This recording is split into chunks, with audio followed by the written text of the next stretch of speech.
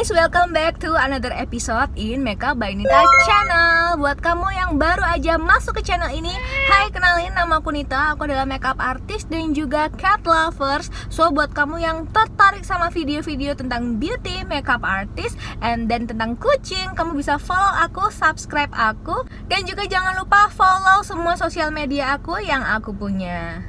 And then let's keep on watching. By the way, ini aku ngambil gambar di mobil karena aku habis bimbingan tesis. So buat kalian yang mau tahu kayak gimana sih sebenarnya kandungan babi dalam pet food industry yang sudah aku riset, jangan di skip videonya karena kamu akan dapat banyak banget materi edukasi tentang adanya kandungan babi, halal dan tidaknya, manfaat atau non manfaatnya babi untuk kucing kamu. Dan sebenarnya kenapa ada babi dalam kandungan makanan kucing?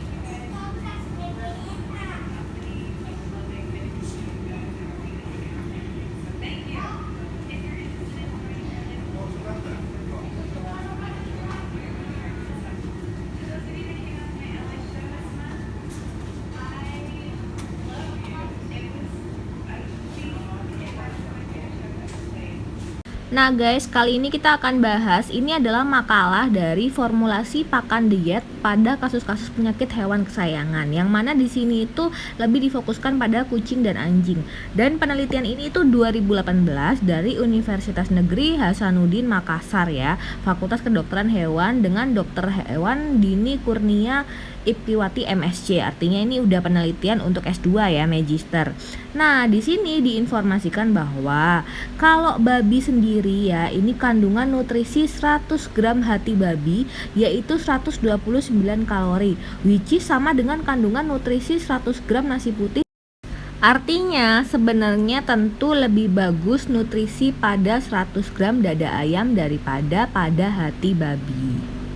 Nah, kenapa sih di jurnal ini tuh dibahas hati babi, bukan daging babinya? Karena gini guys, sebenarnya nggak ada cat food itu yang isinya itu adalah daging babi. Karena kalau daging babi biasanya itu memang dibuat untuk dimakan oleh orang gitu loh, bukan dimakan oleh hewan-hewan. Dan hewan-hewan kan nggak makan makanan yang memang dimakan manusia ya. Sejauh makanan itu masih bisa dimakan manusia, ya mending dibuat untuk manusia. Begitulah intinya dalam proses bisnisnya ya.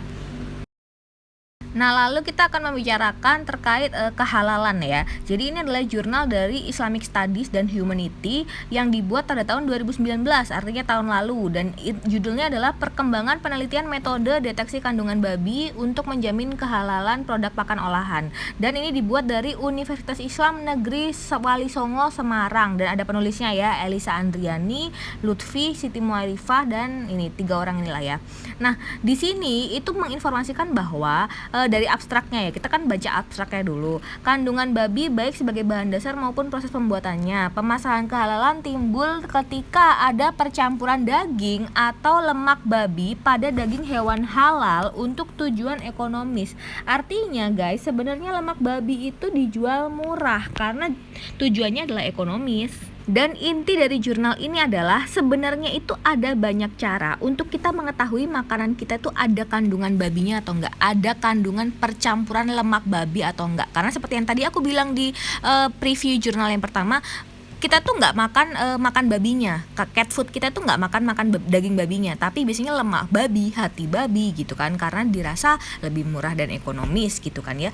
Nah, cara-cara kita mengetahui itu ada metode deteksi yang namanya PDK, Pork Detection Kit, kemudian ada ELISA, kemudian metode RT-PCR, kemudian ada GC dan lain-lain. Yang pasti ini tuh kayak menggunakan, ada beberapa yang menggunakan test pack, kayak semacam test pack maksudku. Lalu ada juga beberapa yang menggunakan memang lab. Di sini juga pernah dibahas kasus pengoplosan daging babi dengan daging sapi, daging ayam dan produk halal lainnya. Dan ini biasanya terjadi di bakso. Nah, ini tuh sebenarnya bisa loh masuk ke ranah hukum karena ini adalah Undang-Undang Perlindungan Konsumen. Dan karena babi ini lemak maupun hatinya itu dijadikan bahan substitusi dari daging. Kalau kamu lihat di bawah itu bakso babi berlabel halal pan MUI kebobolan. Jadi memang ada artikel seperti itu. Pada penelitian ini, yang dicek adalah adanya kandungan babi dan lemak babi pada kulit atau produk segar dari daging sapi, kambing, serta babi dan beberapa produk olahan makanan. Jadi ada 2 riset dari 1989 dan 1995 itu dengan penulis yang berbeda, tapi sama-sama case ini menemukan adanya daging babi dalam produk olahan ayam, kambing, dan lain-lain yang halal justru ada di situ. Maksudnya kandungan lemak babinya ya, karena kalau daging babinya kan mahal, yang murah itu adalah lemak babinya. Nah, kemudian kenapa sih dari lemak babi? Jadi ketika dicek itu memang ada kadar trigliserida yang ada pada daging ayam, daging kambing, daging sapi, itu yang kadarnya itu tinggi banget. Nah, biasanya kalau kadar trigliserida yang tinggi itu adalah dari lemak babi, bukan dari lemak ayam atau lemak sapi. Lalu dengan deteksi PCR itu kita juga bisa menemukan, ini penelitian tahun 2007, 2010, 2014, 2015. Ditemukan kandungan pork pada food product seperti sosis, kemudian ada pada roti, ada pada biskuit, ada pada poultry meat, artinya daging unggas, dan ada pada commercial meat kayak daging sapi, daging chicken, daging kambing, dan juga daging domba, bahkan pada kandungan daging ikan. Jadi banyak banget produk halal itu yang udah dikontaminasi babi. Nah, yang lucu, ada penelitian tahun 2001, 2009, 2011, sampai 2015 dan 2016 itu dengan metode analisis VTIR bahwa ada lemak babi itu di dalam chicken, lamb, and cow. Bahkan juga ada pada cod liver oil, ada pada virgin coconut oil, dan kemudian ada pada butter. Bahkan ada pada gelatin ikan. Wah, jadi sebenarnya kalau sampai kamu menemukan ini dengan metode ini, kamu bisa ke Undang-Undang Perlindungan Konsumen. Nah, ini kesimpulannya. Jadi intinya kalau dalam jurnal ini itu adalah cara-cara kita mendeteksi adanya kandungan babi, mau lemak, mau daging, itu dalam sebuah makanan. Karena ini juga untuk mengurangi resiko adanya perusahaan-perusahaan itu yang sengaja memberikan info yang salah dalam spesifikasi kandungan makanan. Kalau dalam jurnal ini yang paling efektif itu adalah metode PCR namanya, yang digunakan untuk kontrol kualitas dan analisis rutin produk daging. Lalu ini ada jurnal tentang kajian ilmiah dan teknologi sebab larangan suatu makanan dalam syariat Islam. Penulisnya dari Departemen Biologi dan Pusat Riset Pengembangan Produk Halal Kampus C UNER. Pada jurnal ini menjelaskan babi itu nggak cuma dagingnya, tapi semuanya, kulitnya, liurnya, dan lain-lainnya itu adalah haram untuk kita konsumsi. Studi pustaka dari jurnal atas nama Ali 2016, dan pada jurnal yang akan aku bahas ini juga dari 2019 di bulan Mei, jadi baru banget. Kenapa diharamkan semuanya? Karena jika diamati dari pola hidupnya, babi termasuk hewan yang biasa mengkonsumsi kotorannya sendiri dan benda-benda najis lainnya. Babi itu menjadi inang dari banyak macam parasit dan penyakit berbahaya bagi manusia karena babi hanya mengeluarkan 2% dari seluruh kandungan asam uratnya dan 98%-nya itu masih tersimpan dalam tubuhnya. Ini dari jurnal Wijaya 2009. Dan babi merupakan hewan pembawa penyakit atau host bagi parasit. Itu Husaini dan Saker tahun 1983, penelitian 1983 ya. Dan babi mengandung banyak macam parasit yang bisa menyebabkan penyakit cacingan. Intinya adalah beberapa cacing, karena babi itu adalah inang, itu mau tuh babi diolah seperti apapun, dipanaskan, diapakan, itu tuh nggak akan mempengaruhi adanya inang dalam tubuhnya. Jadi masih tersimpan, mau dia jadi cat food, mau dia udah mateng atau pakai gimana, itu dia menyimpan parasit dalam tubuhnya. Dan hati-hati juga dengan adanya kandungan makanan yang menggunakan kalimat animal plasma, animal fat, dan lain-lain. Karena ternyata di luar negeri penulisan animal itu biasanya menggunakan pork. Dan kadang-kadang porknya itu bukan ditulis pork, tapi pig, P-I-G ya. Seperti yang ada pada Google, what is plasma in pet food? Jadi spray dried animal plasma, hewan yang dikeringkan, itu adalah ada pada canned pet food. Canned pet food artinya wet food ya, yang mana dia high protein dan juga pastinya bahannya itu murah. Dan aromanya disukai oleh kucing karena kan memang aroma lemak ayamnya itu lemak babinya itu berbeda gitu. Atau kita singkat dengan SDAP yang akan kita bahas pada jurnal di belakang.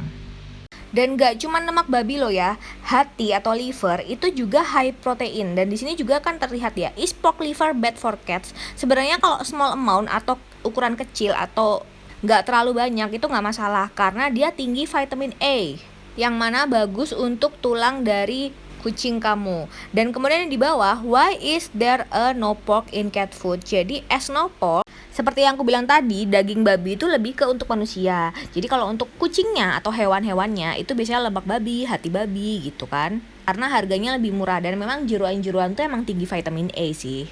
Dan yang perlu kamu ingat dari semua jurnal maupun artikel ini, itu liver atau porknya itu dalam jumlah yang kecil ya. Kemudian pada artikel ini nyambung ya, jadi plasma itu adalah komponen dari blood atau darah. Dan animal plasma sama pork plasma atau pig plasma itu sama aja. Kalau kamu lihat di tulisannya di bawah, itu memang digunakan kebanyakan pada pet food karena plasma itu berkontribusi dalam makanan basah yang mana bagus untuk kesehatan kucing maupun anjing. Selain dari harganya murah ya, tapi efektivitasnya atau tinggi vitamin A-nya tuh lebih tinggi dan kadar triglyceridnya tuh lebih tinggi. Dan terakhir ini adalah jurnal Animal Feed Science and Technology, dibuat di tahun 2016, artinya masih relevan juga, dengan judul efek dari SDAP atau animal plasma atau sama aja dengan pork plasma, sama aja dengan pig plasma. Efek dari animal plasma tersebut bagi cat atau kucing yang ditambahkan dalam wet pet food recipe. Kita baca aja deh dari abstraknya, karena kalau dari abstrak tuh semuanya udah kelihatan. Jadi intinya adalah kenapa dipakai animal plasma? Karena animal plasma itu selain dia murah, karena dia dari liver pork atau jeroan-jeroan pork, meskipun juga ada chicken mealnya, itu di situ tuh adalah high digestibility. Jadi mudah dicerna. Itu yang dicari dari kandungan atau formulasi dari pet food industry.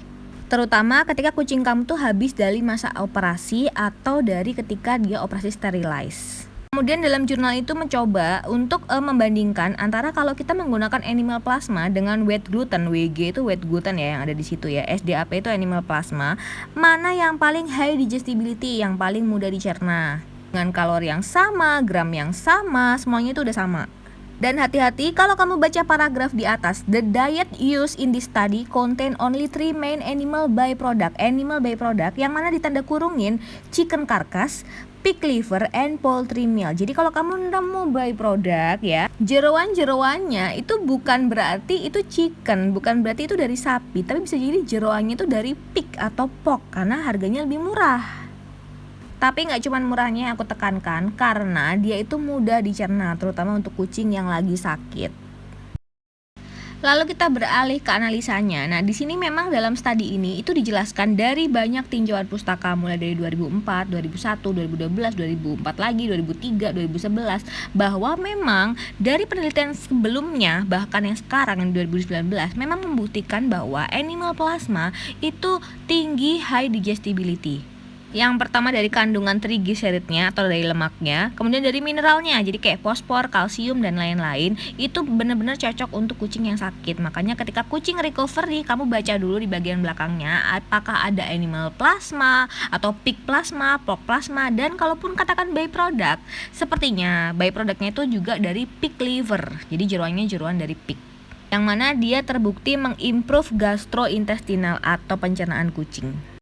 Oke, setelah kalian lihat videonya, kira-kira gimana respon kalian? Kalian masih akan ngasih makanan kucing kalian itu makanan-makanan impor yang biasa kita beli, yang ada kandungan derivatifnya, mungkin meat derivatif atau animal fat? Kira-kira kalian masih berani nggak sih ngasih kucing kalian makanan-makanan dengan kandungan yang masih banyak pertanyaan seperti itu? So, make sure kamu komen di bawah gimana pendapat kamu tentang adanya kandungan babi dalam pet food industry. Semoga penjelasan aku ini membantu kalian untuk memutuskan apakah kita akan memberi makan babi pada kucing kita. Oke, see you on the next video. Jangan lupa follow aku di Meka by Nita, subscribe and follow TikTok Unyil-Unyul di Kucing Batak Official. Bye-bye. Dan kenapa ada kandungan babi dalam makanan kucing yang kita impor?